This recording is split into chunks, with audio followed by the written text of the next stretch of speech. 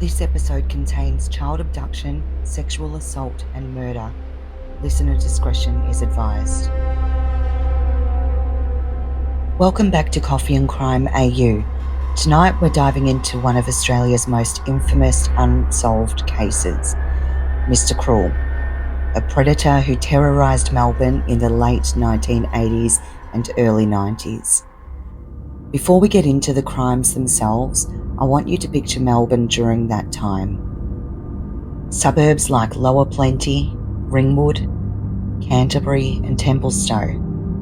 Quiet streets, modest houses with neat gardens, and the kind of place where people waved to neighbours. Children played outside, riding bikes until dusk, and parents chatted over fences. Doors were often left unlocked. And I just want you to imagine the scene. A quiet street, early morning, the soft glow of streetlights casting long shadows. Inside one home, the parents are asleep. In another, a child is dreaming, unaware of the danger outside. The world feels safe. But Mr. Cruel doesn't see the world the way most of us do. He sees opportunities. He sees moments where he can strike without being caught. He watches for months, tracking routines, noticing vulnerabilities, and identifying his targets. He doesn't rush, and he doesn't make mistakes. He waits for the perfect moment. That's what made him so terrifying and so elusive. Think about what that means. Somebody could be observing your daily life without you knowing, waiting until the exact moment when they can act, and vanish without leaving a trace. That's the world of Mr. Cruel. His targets were always children, not random, not impulsive. He chose his victims carefully, likely based on routines and proximity to streets that he knew. This environment of trust was exactly what Mr. Cruel exploited. It's August 22nd, 1987, in the quiet suburb of Lower Plenty. The night is still, almost silent, except for the distant hum of traffic on the main road and the occasional barking dog. Inside a modest two-storey house, a family sleeps. The parents, exhausted from work and household chores, are sleeping in their bedroom.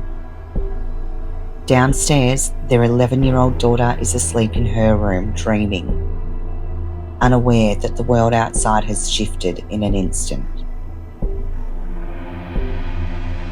Suddenly, the calm is broken, not by a sound, but by a shadow slipping past the front door. Gloves cover the intruder's hands. A balaclava hides the face, and he is armed with a knife and a gun. Nothing is hurried. Everything is deliberate. The intruder moves silently through the hallway, checking that no one can see him. Every step measured. Every corner calculated.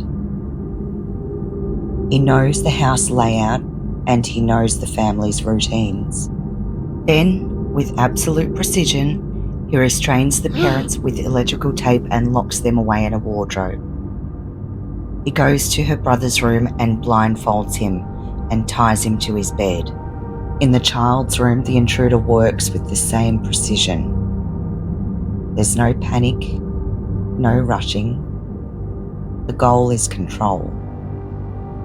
Everything is about domination, about fear and psychological power. Imagine being a child in that moment, hearing footsteps where you shouldn't, feeling the presence of someone entirely unknown in your home. The fear is immediate and it's overwhelming. He blindfolds and sexually assaults the young girl for hours. only stopping to make himself a snack in the kitchen. He forces the girl to bathe and then slips quietly into the night. Once the family was able to call authorities, Victoria Police began their first investigation. The house was inspected for fingerprints and physical evidence. Neighbours were interviewed to check for any unusual cars or people that might have been hanging around.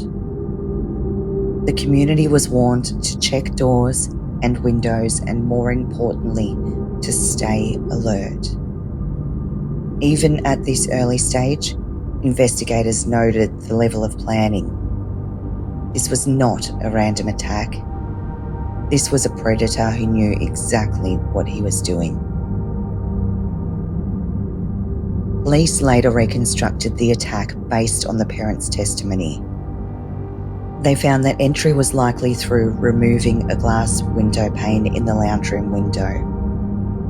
He cut the phone lines in order to prevent the family from calling for help. And there was minimal evidence left behind. Gloves, balaclava, careful movement, almost no trace for forensic investigators. He moved with remarkable calm. No hurried mistakes, no noises to alert neighbours. He was in complete control of the situation.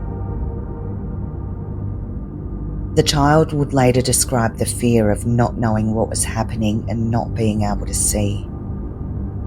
The feeling of being entirely at the mercy of someone else. She was absolutely terrified. Survivors of Mr. Cruel's abductions reported lasting psychological effects. Fear of strangers, anxiety about doors and locks, and nightmares about home invasions. This is why his crimes are remembered not just for the acts themselves, but for the lasting trauma inflicted on children and families. News of the attack spread in the tight-knit suburb. Families felt uneasy. Doors that had been left unlocked were suddenly bolted. Children's routines changed, and parents began staying up later, checking windows, and worrying about shadows in the night. The quiet streets no longer felt safe. Children were supervised more closely. Fear of the unknown predator began to infiltrate everyday life. This is the start of Mr. Cruel's legacy, not just the terror he caused in individual households, but the community-wide anxiety he left behind. That fear would only grow as his crimes continued and as police began to notice patterns.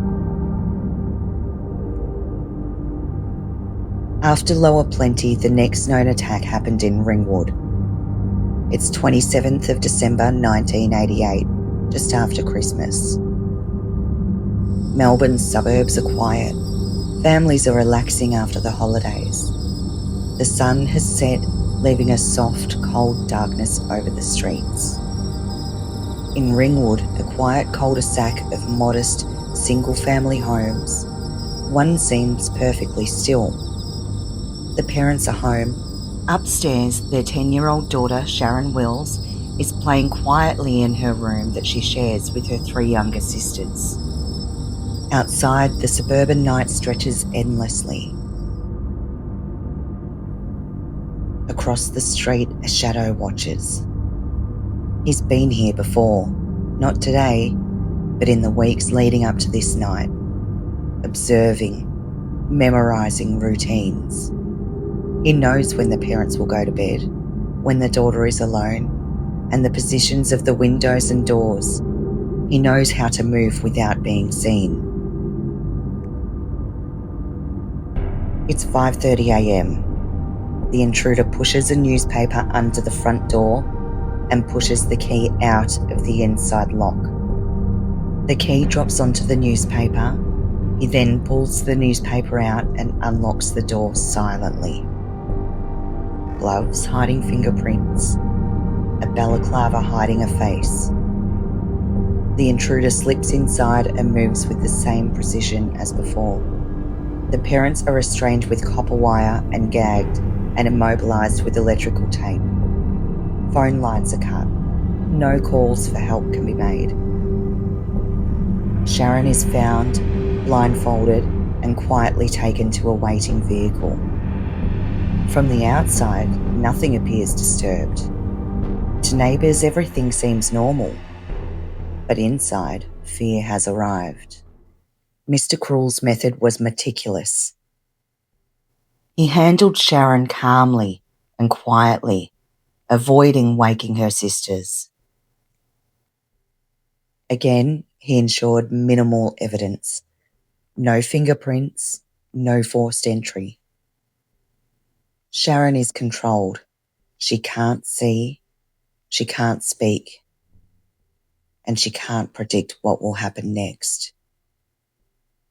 Every detail was calculated. Every action served a purpose: fear, control, and reinforcement. Sharon Wills was held for approximately 18 hours, believed to be somewhere near an airport in the northeast of Melbourne. She described the bedroom as having a double bed with peach-coloured headboard, 2 side tables, a peach lamp with a yellow lampshade, and a chest of drawers that was covered with a blanket. There was also peach floor-to-ceiling curtains. However, she couldn't see where she was. She couldn't communicate or call for help. She was sexually assaulted numerous times and forced to bathe. The environment was controlled and carefully chosen by Mr. Cruel. After 18 hours of terror, she was released at Bayswater High School near an electrical substation wearing only garbage bags. She returned alive, but terrified, disoriented, and deeply traumatised.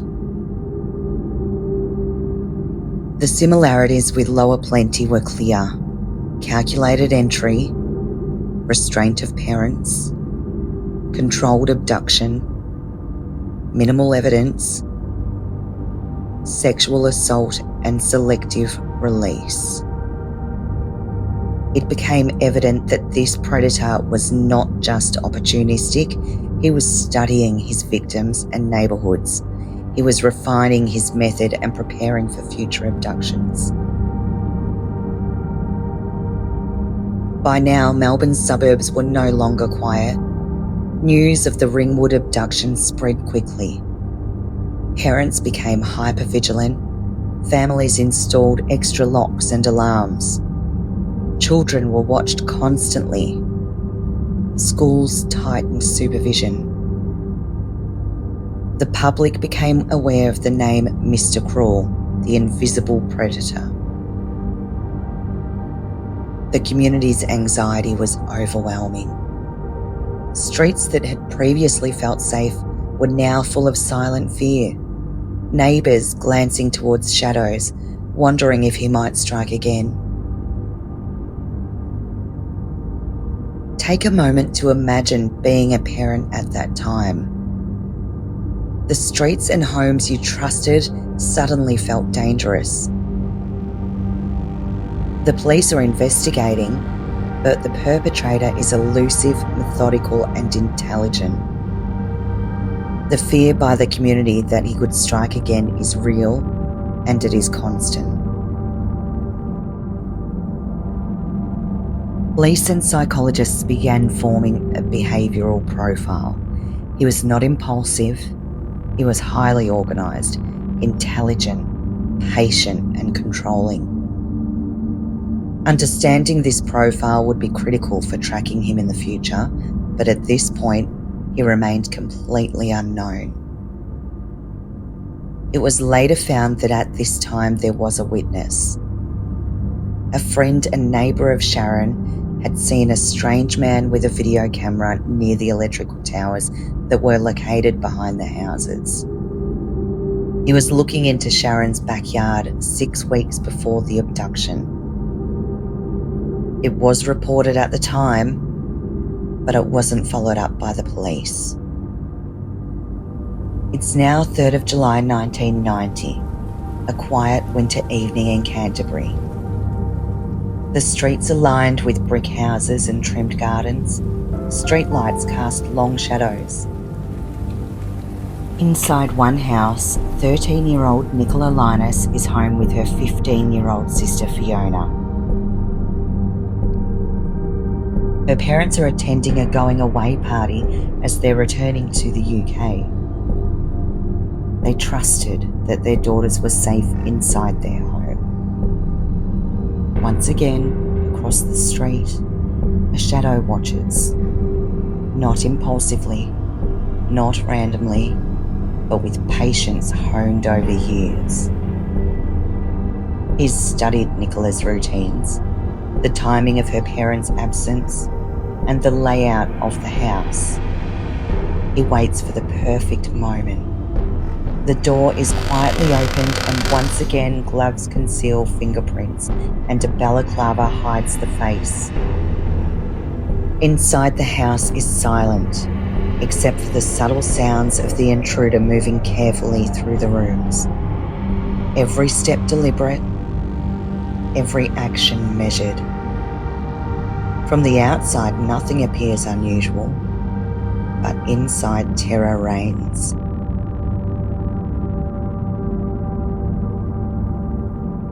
At 11:30 p.m, the girls are woken by a masked intruder with a knife. The older sister is tied up and instructed to tell her father that Nicola would be returned after a $25,000 ransom was paid. Nicola is told to get her school uniform. She is then abducted and taken in her father's rented car, which was later found dumped less than a kilometre away. Nicola would be held for approximately 50 hours. Like the previous 2 abductions, Nicola was blindfolded and sexually assaulted and bathed repeatedly. Her movements were restricted and the predator maintained complete control, carefully manipulating every action. During these 2 days, Nicola experienced isolation, uncertainty, and fear. She could hear the world outside, planes flying overhead, but had no way of knowing her location or what would happen next. Nicola described the house as having 4 rooms, a bedroom, a kitchen, a toilet, and a bathroom. She described the bathroom as having a wall-hung basin, and the shower had a glass sliding door with a separate bath. The mind struggles to find patterns, to anticipate danger and maintain hope. And all the while, the predator remains calm, composed, and patient. When Nicola was released, again near an electrical substation, she was tossed out of the car and told to sit with her head down. Once the car had left, Nicola then knocked on a front door and told the occupants that she had been kidnapped. Police sprang into action. The investigation ramped up and the behavioural analysis began intensifying. Could he be in the electrical industry? How is he remaining unnoticed? At this point, it became clear Mr. Cruel was escalating. He had perfected the method he had used in Lower Plenty and Canterbury. He was now confident in his abilities to evade detection. News of the Canterbury abduction once again sent ripples through Melbourne. Parents became hypervigilant. Children were more closely supervised, and often they were accompanied to school or activities. The media spread awareness around Mr. Cruel and fear across the city. Streets that had once felt safe were now tense and quiet. Every shadow was suspect. Every stranger was potentially dangerous. Think about the tension in a neighbourhood when families know that a predator has studied the streets for months. Imagine parents peeking through curtains, listening for every unusual sound. That tension is part of the psychological impact that Mr. Cruel sought. Staying home no longer felt safe. By now, investigators had enough information to begin forming a detailed psychological profile. Experts noted that releasing victims may have served several purposes. It may be reinforcing psychological control, instilling fear in both the individual and the community. Maybe he was avoiding permanent evidence, leaving victims alive to reduce the risk of murder evidence. Or perhaps he was testing police response, watching to see how authorities reacted to each abduction. It's chilling to consider the level of planning and foresight involved. Every detail calculated to maintain control, minimise risk, and continue the cycle of abduction. The abduction of Nicola marked a turning point. Investigators realised they were dealing with a serial predator that was highly organised, intelligent, and escalating in confidence. Now we turn to 1991, when Mr. Cruel's crimes escalated to a tragedy that would shock Melbourne and leave investigators frustrated. It's April 13th, 1991, in the suburb of Templestowe. Streets are quiet, typical for early evening. Families are finishing dinner, kids are doing homework, and parents are relaxing after the day. 13-year-old Carmen Chen is home babysitting her two younger sisters. Their parents are still working. The home is protected by a 2-metre fence and electric front gates. The predator observes, calculating, waiting for the right moment. His patience is his power. Suddenly, entry is made. He forces the two younger sisters into a cupboard, and Carmen is dragged out by her hair. As soon as they had left, one of the younger sisters called her dad and told him what had happened. He rushed home and called the police. There has been next to no forensic evidence. However, there had been a message spray painted on their car. Payback. More to come. Asian drug deal. It is noted that Carmen attended the same school as Nicola, which was again across the road from an electrical substation. Carmen's mother makes an emotional plea. Please bring my daughter Carmen back to home because all my family love her very much, and the two sisters couldn't sleep and very upset. If I just hear Carmen, come back and chase it. Her sisters write open letters pleading for him to bring their sister back. Carmen's parents also write open letters. In one of them, Phyllis, Carmen's mother, offers to exchange her life for Carmen's. The community feels her pain. Despite a massive search, Carmen couldn't be found. Unlike previous victims, this abduction would end tragically. On April 9th, 1992, a human skull was found by a man walking his dogs near an electrical substation. Forensics later confirmed that it was Carmen. She had 3 gunshot wounds to the back of her head.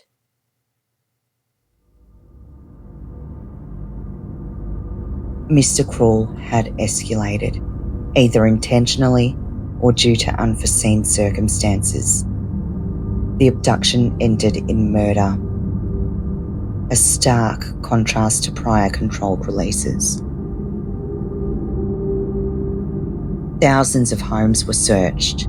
Police interviewed neighbours, local residents and anyone who might have seen any unusual activity. Investigators began to theorise. Could this escalation indicate a shift in Mr. Cruel's behaviour? Was the murder unplanned or was it part of a calculated risk? Could he strike again or had this been a final escalation? The inability to apprehend him at this point left a lasting sense of frustration and fear, both within the police and across Melbourne communities. The impact on Melbourne's suburbs was profound. Media coverage increased public awareness and anxiety. Schools implemented even more safety protocols, including supervised arrival and dismissal, as well as community education about safety and vigilance. The psychological effect extended far beyond the immediate victims, instilling a generational fear of home invasions and abductions. Despite a dedicated task force and years of investigation, Mr. Cruel has never been apprehended. He is the main suspect in a total of 9 attacks. 5 victims of various ages were attacked prior to these cases in the southeast suburbs of Melbourne. One particular case is very similar. A 14-year-old girl is abducted by a man in a balaclava and with a knife. She's taken to a nearby house and assaulted, and she was released near an electrical substation. The frustration for law enforcement was compounded by public fear. Families couldn't feel safe in their own homes. Communities lived under the shadow of a predator who knew their routines better than they did themselves. Survivors endured trauma but showed remarkable resilience. Suburban culture shifted. Locks, alarms, and vigilance became the standard. Psychologists describe him as the epitome of a controlled predator. The FBI believe that there is a high probability that Mr. Cruel was involved with a school, perhaps employed or as a volunteer. They also believe that he would have filmed or photographed the assaults, which he would treasure. However, he may have already destroyed them as law enforcement knew that they had existed. When the assaults happened, there is a high probability that he would have taken some time off from work. He also would have been obsessed with cleanliness. While the predator remains a shadow in Melbourne's history, his story reminds us of resilience and the importance of protecting the most vulnerable. Someone has to know something, and now is the time for them to come forward. Rewards totaling over $1 million still remain active today. Thank you for joining me on Coffee and Crime AU as we explored the chilling story of Mr. Cruel. Stay safe, stay aware, and remember, the past has lessons that continue to resonate today.